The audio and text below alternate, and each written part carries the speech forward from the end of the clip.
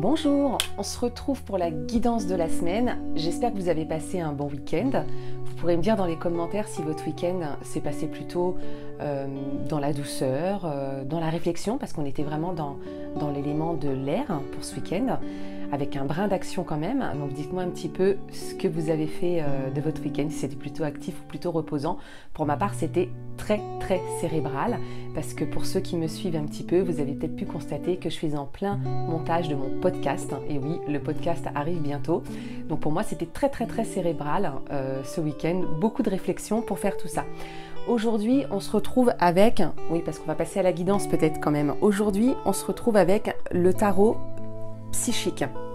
Alors ce tarot-là, je l'aime beaucoup parce qu'en fait, il est hyper complet. Donc, comme le tarot de Marseille, il regroupe les arcanes majeures et les arcanes mineures, mais en plus, il est classé par couleur, couleur verte, violette, indigo et rouge. Donc le vert pour les émotions, le violet pour l'esprit, l'indigo pour la réflexion et le rouge pour l'action.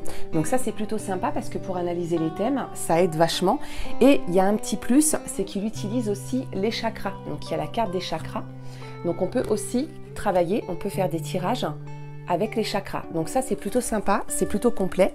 Et puis toujours pareil, en général, les tarots ont quand même des jolies cartes. À chaque fois, les illustrations, je les trouve plutôt sympas. Ah, on retrouve encore, vous voyez, bizarrement, on retrouve encore l'élément, on est encore dans l'air là. On va voir un petit peu comment cette semaine s'organise et ce qu'elle nous réserve. On est au mois de décembre, donc là, les énergies de fête se préparent. Mais je vais vous dire, je ressens quand même cette année, je ne sais pas si je me trompe, mais que c'est beaucoup moins festif. J'ai l'impression que les gens sont beaucoup plus dans la spiritualité et dans le partage, mais vraiment pas dans le sens faire la fête et tout dépenser et manger outrageusement, etc. Je sens vraiment que c'est beaucoup plus profond que ça cette année. Alors tant mieux, j'ai envie de vous dire. Allez, c'est parti. On va voir un petit peu ce que nous réserve cette semaine. Je vais d'abord faire un tirage général et je rajouterai les chakras après. On va tirer un chakra pour la semaine, voir ce que ça donne. On va voir un petit peu tout ça. Alors, qu'est-ce qu'elle nous réserve cette semaine? Qu'est-ce qu'on va avoir? Alors, si vous avez pu constater, ça a changé de décor. Je suis dans la chambre de ma fille. On m'a viré de mon espace de travail. Donc, du coup, je squatte la chambre de ma fille. Ah, je vois là. Eh bien, on va la garder parce qu'elle sort du... Eh bien, écoutez, voilà, je vous parlais tout à l'heure du chakra. On n'aura pas besoin de la tirer, elle est déjà là. Et qu'est-ce que je sors? Le chakra du cœur. Ce que je vous disais juste avant, je sens que c'est fait. On est beaucoup moins dans l'exagération, mais beaucoup plus dans l'esprit du cœur et de la bienveillance. Et je trouve ça plutôt chouette. Voilà, donc là, pour le chakra, c'est fait. Cette semaine, on est guidé par le cœur. Donc, c'est hyper intéressant. Alors, qu'est-ce qu'elle nous réserve cette semaine? Le retrait affectif. Donc là, on est dans l'émotion d'où on vient, d'où on part en tout cas. Le conflit mental, bah oui, pour l'indigo. D'accord, donc là, ok. Et une arcane majeure, encore pour cette semaine, la tentation. Alors c'est très mitigé pour cette semaine. J'ai l'impression qu'effectivement, alors pour le coup, la carte du présent, la situation actuelle, conflit mental, j'ai vraiment l'impression qu'on est dans une réflexion, on réfléchit beaucoup à ce qu'on met en place, à ce qu'on fait, si on fait les bons choix, si on est sur le bon chemin, que ce soit professionnel ou professionnel, j'ai l'impression que ça nous triture beaucoup le cerveau. Comme moi avec mon podcast ce week-end. Donc on vient effectivement, retrait affectif, on est passé par une période où on a eu besoin de se recentrer. Et c'est vrai que on était beaucoup dans l'élément air et feu la semaine passée, avec beaucoup d'actions toute la semaine quand je faisais les énergies du jour, mais on était beaucoup dans l'élément air aussi, beaucoup dans l'élément de la réflexion. Et là, ça ressort dans le domaine émotionnel. Donc on a retrait affectif, donc c'est là où on vient, où on a vraiment eu ce besoin de se recentrer sur nous, de beaucoup réfléchir à toutes nos actions, ce qui nous emmène là effectivement donc à ce conflit mental où on est un peu perdu, on ne sait pas trop quoi décider et où aller. Alors peut-être que justement la semaine d'avant on était vraiment sur les chapeaux de roue et on mettait tout en œuvre pour réussir nos objectifs et atteindre nos objectifs. Peut-être que du coup ça nous a demandé beaucoup d'énergie et du coup ça nous a un petit peu perturbé et forcément le mental s'en ressent et on est un petit peu fatigué. Et ça nous emmène sur la carte, donc une arcane majeure, de la tentation. Alors pour le coup, la tentation, par quoi on pourrait être tenté? D'abandonner, de faire appel peut-être à quelqu'un qui pourrait nous conseiller, ouais, de se détourner des projets. C'est un peu comme ça que je le ressens. J'ai l'impression qu'il y a une forme d'abandon. Alors, il y a cette notion de lâcher prise. Quand ça ne fonctionne pas à un endroit, effectivement, il y a cette notion de lâcher prise. Mais finalement, le lâcher prise, qu'est-ce que c'est? Très bon sujet pour un podcast, ça. Le lâcher prise, qu'est-ce que c'est? C'est avant tout, à mon sens, accepter la situation.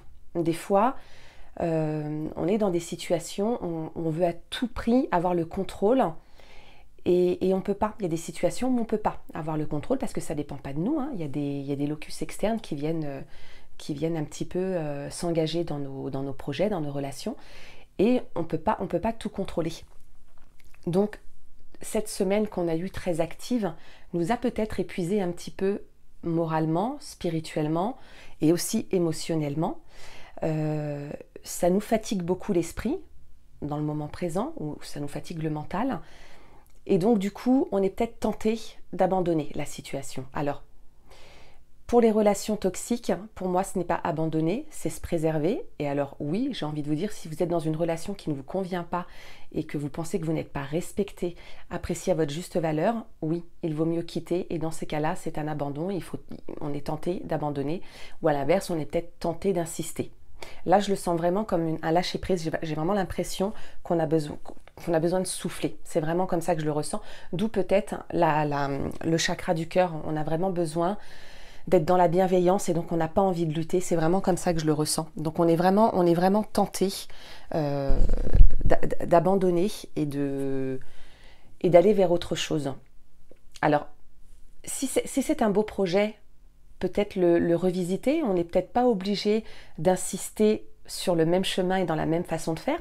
Parfois, peut-être en changeant son fusil d'épaule, ça s'arrange, ça s'ouvre, il y a des portes qui s'ouvrent. On n'est peut-être pas toujours obligé d'enfoncer les portes. Donc la tentation, c'est peut-être ça aussi. C'est savoir à un moment donné dire stop au bon moment, mais sans toutefois lâcher l'affaire, entre guillemets, et revoir les choses, réanalyser les situations. Mais là, vraiment... Faites une petite pause, peut-être. Accordez-vous une journée où vous allez pouvoir reposer votre esprit. Une balade dans la nature, un moment en famille, entre amis, un bon repas, un bon plaid, une tasse de thé, un chocolat, un bon film, un bon livre. Ce que je dis souvent, j'ai l'impression de me répéter, la nana elle fait tout le temps les mêmes trucs. Bref, prenez du temps pour vous parce que là j'ai vraiment cette sensation, voilà, d'avoir été beaucoup actif la semaine dernière et donc du coup on a besoin là de se reposer et effectivement vu qu'on a besoin de repos, on est tenté de tout vouloir envoyer bouler. Mais alors, ce que je vous dis, ce qui est toxique, n'hésitez pas, envoyez le boulet, faites-le. Par contre, ce qui peut quand même vous servir, si vous avez des beaux projets, une belle relation qui vaut le coup, voilà, temporiser peut-être une journée et puis ça reviendra. Et des fois, il faut savoir lever le pied un petit peu, se reposer pour mieux repartir. Vous me direz dans les commentaires, n'hésitez pas à revenir vers moi, vraiment ça m'intéresse. Dites-moi comment vous passez vos semaines, vos week-ends, si les guidances vous aident. En attendant, je vous souhaite une très bonne semaine. Prenez soin de vous et n'hésitez pas à partager pour ceux qui en auraient besoin. Je vous embrasse.